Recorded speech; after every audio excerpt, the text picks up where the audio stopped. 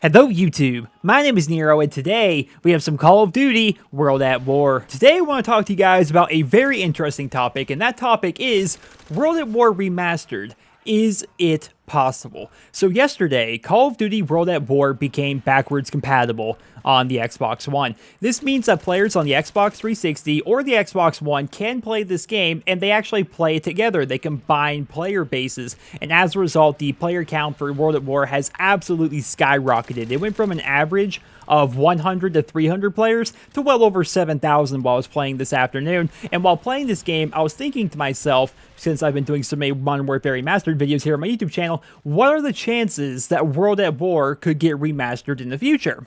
Right? Because fans have been crying out for an old school, boots on the ground Call of Duty game for the past couple of years now. Infinite Warfare is coming out in November, and that will mark the third straight futuristic Call of Duty game with an advanced movement system. A big suggestion that fans have been giving Activision and the series as a whole is to go back to its roots and come out with another World War II title. The big question is, how well would a World War II Call of Duty game sell in a modern market? Because keep in mind, this was the last World War II Call of Duty game to release, and it came out in 2008. If you look at the sales figures for all of the Call of Duty games, World at War is down there as one of the worst selling ones, even compared to Call of Duty 4 or Modern Warfare 2 or the original Black Ops. Like, even games from around that same time period, it sold worse than the rest of them for some reason. I'm not entirely sure why. When I look back at the game, it's so different than, say, Black Ops 3. I mean, I mentioned this on Twitter yesterday, but it's hard to tell that these games are even from the same series, let alone from the same developer. All of the rifles, except for one, are semi-automatic, and all of the sniper rifles are bolt action. There are only 4 submachine guns in this game. The hit detection is very spotty. The game itself is really, really gritty. Players' body parts fly off if they're hit with enough force, like a blast from a shotgun or an exploding grenade or something like that. There's no camos whatsoever in World at War. There is only wood and steel. The maps are giant, and that's one of my favorite things, is sniping somebody in World at War really feels like you sniped a guy because there's actually some distance between you and that person. But the maps are based on real battles and real events from World War II. For example, CeeLo, my favorite map in Call of Duty history, spoiler if you guys haven't caught my top 10 maps in COD history video, it is based on the Battle of CeeLo Heights. Dome is set atop the German Reichstag, which at the time was arguably the most symbolic target in all of Berlin, and when the Russians took the city in the Battle of Berlin, this iconic photo was taken from atop the German Reichstag, and it's one of the most recognizable photos of all of World War II. I mean, heck, even the map we're playing on right now, Upheaval, this is set in a suburb of Berlin. Sure, Call of Duty's like never been realistic, quote unquote, but World at War certainly tried to be more down to earth, way more gritty, and a more in-your-face Call of Duty experience compared to some of the stuff that we've seen in the past couple of years. This brings back the question, will an old school gritty war game like World at War sell well in today's market? Now, before we go further, I would like to say, yes, I think so. I personally think that the COD community is ready for this. I think people are tired of futuristic shooter games. I mean, not even just Call of Duty, but everything is trending toward this idea of let's be futuristic, let's go in space, let's go all science fiction with it. I think the COD player base especially is ready to go back to Vietnam, World War II, something other than modern or futuristic. We've seen way too much of that in the Call of Duty franchise. I've seen the argument made that World War II was overdone back in the day, but really, that was so long ago that World War II was overdone. Like, I completely acknowledge the fact that World War II was way overdone, but if you think about it, like, the original COD, COD 2, COD 3, and World at War, that's 4 total games, are the only World War II Call of Duty games that we've actually had. The rest are either modern or futuristic, with the exception of the original Black Ops, which was like Cold War / Vietnam. Like, we've had just about the same or more futuristic Call of Duty games as we have actually had proper World War II Call of Duty games, like Infinite Warfare, Black Ops 3, Advanced Warfare. That's 3 total games. Then compare that to COD 2, 3, and World at War. I mean, those are the only ones that actually had proper online multiplayer anyway. Like, we've had just as many futuristic CODs as we had World War II at this point, and that's not counting all the modern stuff or semi-futuristic like with Black Ops 2. So I think that the Call of Duty community is ready to go back to World War II. I'm not sure, however, if they're ready for the style of game that a World War II game will actually be.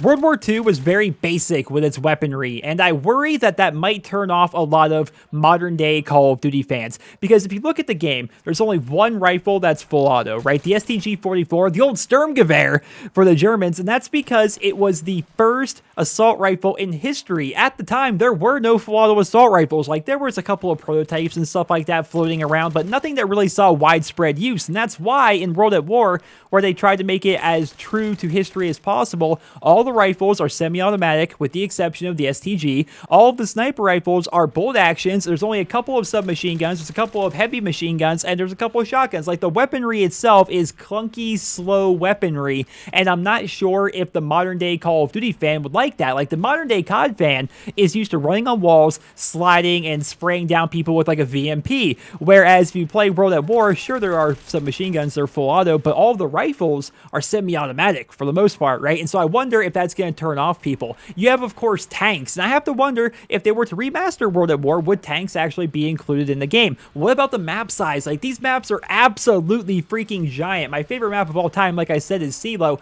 That map is so big that only half of it is used for search and destroy. Outskirts is also pretty big, which of course was remade into Call of Duty Black Ops 3 with the 4th and final DLC pack.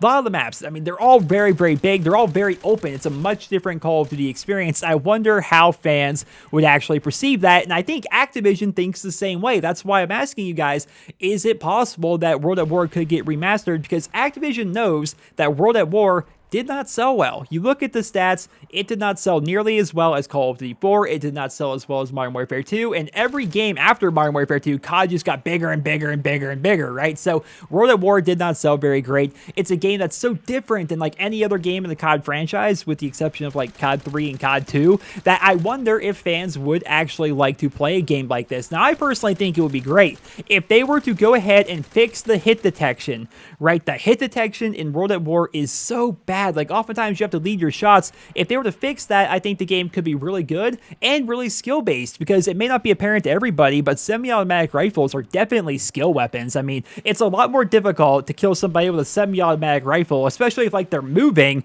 as compared to using like an ACR or like an M8A7 or something like that, right? It's a lot more difficult because every bullet that comes out, you have to manually do that by pulling the trigger.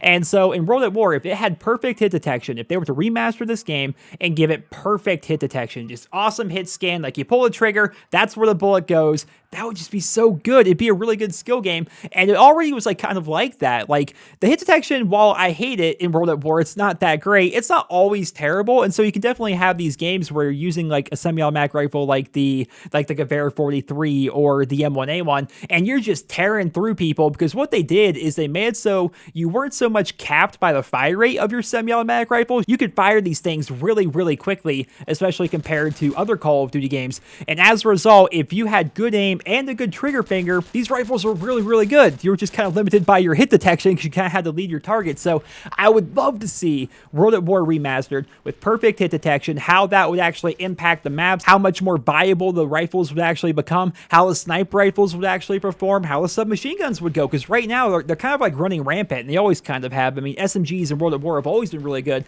How would that change the game? How would better hit detection impact some of the weaker weapons in the game? For example, the BAR, it's a light machine gun, right?